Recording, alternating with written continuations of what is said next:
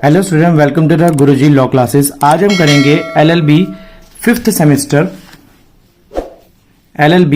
Semester जिसका code है, मेरे पास सब्जेक्ट है हमारे पास लॉ ऑफ क्राइम 2 सीआरपीसी का, जिसका कोड है मेरे पास K5002। इसके अंदर हम कुछ इंपॉर्टेंट क्वेश्चंस करने वाले हैं। इससे पहले की वीडियो में मैं 2 इंपॉर्टेंट क्वेश्चंस डाल चुका हूं। अब करते हैं आगे का इंपॉर्टेंट क्वेश्चन। स्टूडेंट्स, मेरे इस गुरुजी क्लासेस ऑफिशियल के प्लेटफॉर्म पर आपको लॉ क्लासेस से related LLB first semester, second semester, third semester, fourth semester, fifth semester and six semester के सारे इंपॉर्टेंट क्वेश्चंस मिलेंगे विद हिंदी नोट्स। अगर आपको फ्री पीडीएफ चाहिए इन नोट्स की तो मेरे इस कॉन्टैक्ट नंबर पर 8851450051 पर मेरे को व्हाट्सएप भेज सकते हैं। मेरी टीम आपको विद इन 3 डेज आपको पीडीएफ प्रोवाइड कराएगी आपकी मेल आईडी पर या आपके व्हाट्सएप नंबर पर। आप चाहे तो उससे अपनी तैयारी कर सकते हैं। तो शुरू करते हैं। हमारे पास पहला टॉपिक स्टार्ट हो गया है यहाँ पर, दोष मुक्ति। दोष मुक्ति का मतलब होता है इंग्लिश में एक्विटल।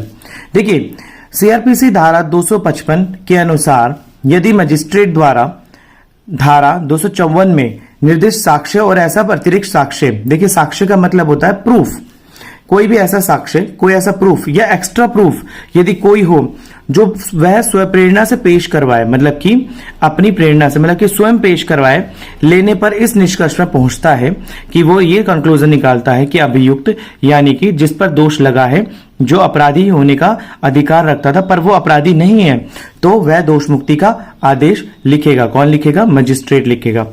जहां मजिस्ट्रेट धारा 325 व धारा 360 के सीआरपीसी के अधीन एक अनुसार कार्यवाही नहीं करता। देखिए, मैं आपको बताऊं, यहां पर ये जितनी भी धाराएं हम पढ़ रहे हैं ये सब सीआरपीसी की धारा पढ़ रहे हैं 255, और इसके अलावा हमारी धारा है 254। एक तो ये धारा हो गई।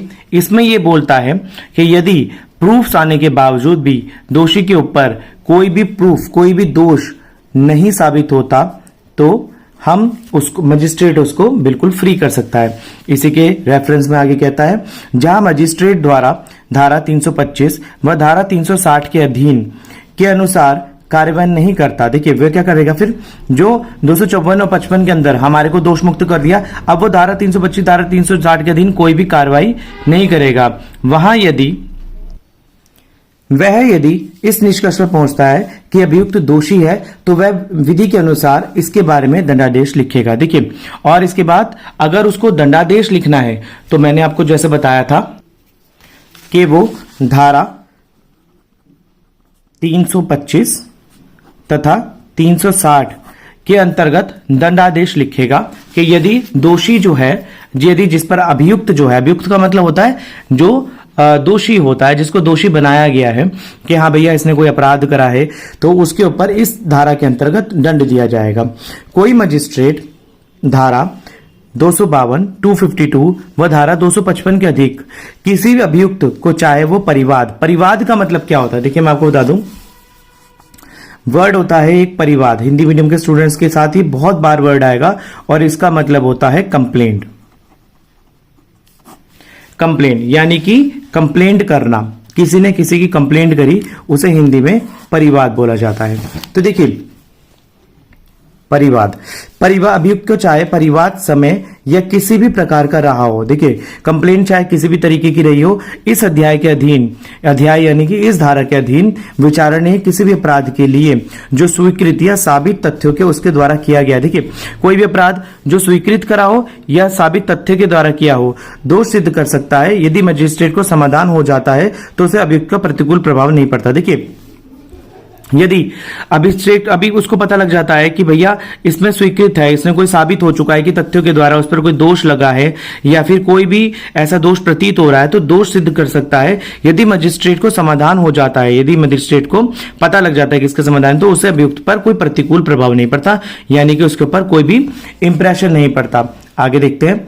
देखिए आगे यहां पर लिखता है कि दोष मुक्ति धारा 232 के अनुसार, मैं आपको एक बात और बता दूं, धारा 32 के अनुसार यदि संबंध विषय के बारे में अभियोजन का साक्ष्य लेने, देखिए कोई संबंधित यानी कि रिलेटेड टॉपिक जिसके ऊपर हमारी कंप्लेंट चल रही है, तो धारा 232 के अनुसार विषय के बारे में अभियोजन मतलब कि प्राय मतलब कि क्या टॉपिक है, मतलब कि आपके अभियोजन हमारा क्या एम है, क्या अभियोजन मतलब कि जो भी हमारा गवाह रहा हो, जो गवाह रहा हो उसका साक्ष्य यानी कि प्रूफ लेने के बाद अभियुक्त की परीक्षा करने, यानी कि अभियुक्त की पूरी हमने जांच भी करवा ली। अभियुक्त कौन था? अभियुक्त वो था जिसके पर दोष लगाया गया था, तथा अभियोजन एवं प्रतिरक्षा सुनने के बाद, देखिए या तो अभियोजन और साथ में जो केस चल रहा था वो सुनने के बाद, और प्रतिरक्षा का मतलब होता है कि सेल्फ डिक्लेरेशन, मतलब कि मैंने खुद के बचाव में जो बोला के पश्चात न्यायाधीश का यदि यह विचार है कि इस बात का साक्ष्य नहीं है कि अभियुक्त ने अपराध किया है। देखिए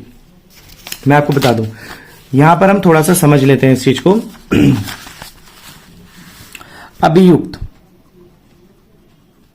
अभियुक्त होता है जो कल्प्रिट होता है, यानी जो अपराधी होता है, जिस पर दोष लगाए। देखिए अपराधी तब तक अपराधी है जब तक उस पर दोष सिद्ध नहीं हो जाता। जब वो दोष सिद्ध हो जाएगा उसके ऊपर, तो वो अपराधी पूर्ण तरीके से अपराधी बन जाएगा। उससे पहले वो सिर्फ दोषी रहेगा।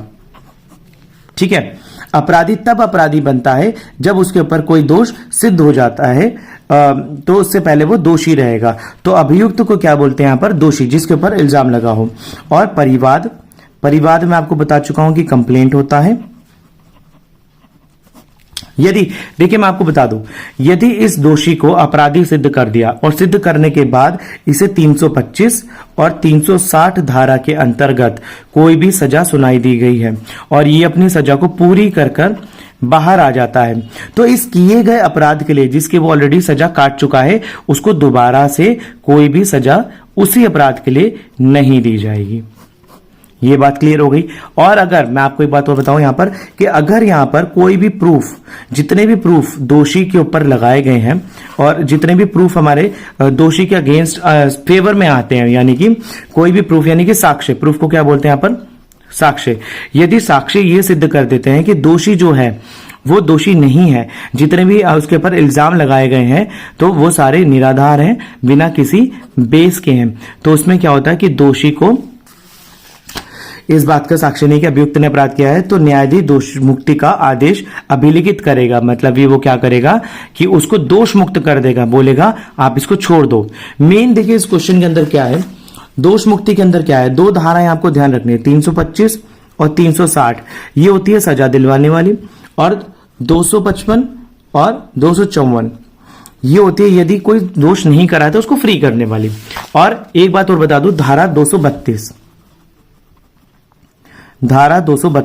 इस 232 धारा के अंतर्गत भी यदि जितने भी प्रूफ हैं वो हमने पेश भी कर दिए, उसके बावजूद भी दोषी जो है उस पे कोई भी एक तरीके का अपराध सिद्ध नहीं हो पा रहा है, जितनी भी बातें बोल रहे हैं सब बकवास है, कोई भी मतलब निराधार है सारी, कुछ पता नहीं लग पा रहा कि ये कुछ वैलिड है कि नहीं है। तो वैलिड नहीं है तो इस पर क्या करेगा हमारा जो मजिस्ट्रेट होगा, न्यायाधीश होगा, वो उसको दोष मुक्त कर सकता है और उसके इस फैसले के ऊपर कोई भी दोबारा से उसी कोर्ट के अंदर केस नहीं रेज कर सकता, उससे अपर कोर्ट के ऊपर कोई भी केस रेज करा जा सकता है। तो स्टूडेंट्स, इस वीडियो के अंदर मैंने आपको दोष मुक्ति से रिलेटेड बता दिया आपको। देखिए जितना मैंने इसके अंदर नोट्स बनाए हैं, इतने ही नोट्स आप इसको पढ़कर अपनी लैंग्वेज में भी लिख देंगे तो भी सफिशिएंट है। इससे ज्यादा नहीं लिखना, ये आपका क्वेश्चन जो है 10 नंबर में भी आ सकता है, 4 नंबर में भी आ सकता है। इससे ज्यादा ना लिखें, साफ लिखें, सटीक लिखें, बिल्कुल आपके बढ़िया मार्क्स आने वाले हैं। और अगर आपने मेरा चैनल गुरुजी लॉ क्लासेस का अभी तक लाइक शेयर सब्सक्राइब नहीं करा तो प्लीज कर लीजिए, ताकि मेरा मनोबल बढ़े और मैं इसी तरीके से आपको और वीडियोस और क्वेश्चंस प्रोवाइड करा सकूं। और यदि किसी स्टूडेंट की किसी भी सेमेस्टर में कोई भी बैक आई है तो प्लीज मेरे से कांटेक्ट करके आप व्हाट्सएप पर अपनी प्रॉब्लम लिख के बताएं। मैं उससे सीसीएस यूनिवर्सिटी से जुड़ी कोई भी परेशानी अगर आपको झेलनी पड़ती है, जैसे कि वो प्रैक्टिकल फाइल से हो गया, या फिर आपके एग्जाम कैसे लिखना है, या फिर एग्जाम्स कब होंगे, कैसे होंगे, क्या पैटर्न होता है, पूरा सॉर्ट आउट करने में मेरी टीम और मैं आपकी मदद करूंगा। चलिए मिलते हैं अगली वीडियो में। गुरुजी क्लासेस लॉ क्लासेस को अब इजाजत दीजिए, मिलते हैं अगली वीडियो में, तब तक के लिए धन्यवाद।